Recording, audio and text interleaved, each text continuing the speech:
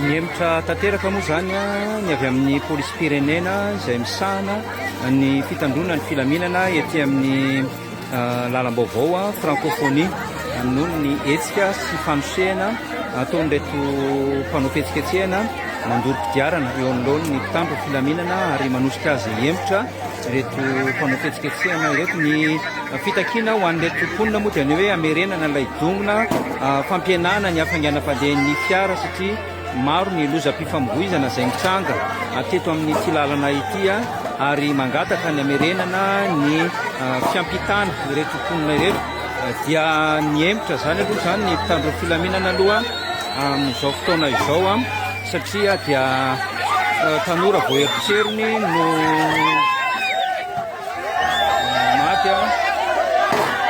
kokona amin'ny fiara.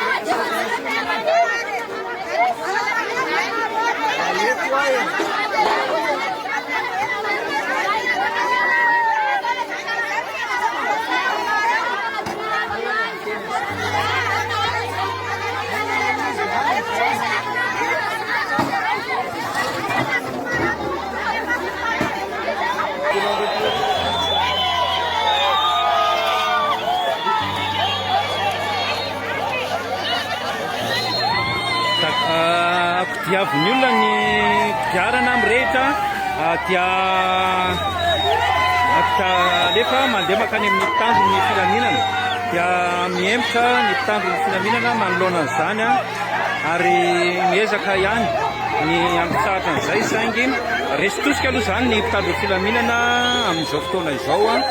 manoloana ndraiky mpanao fihetsiketsehana mitaky ny amerenana ny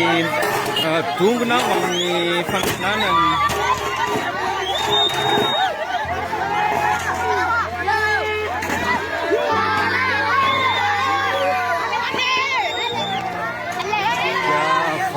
teraka aloha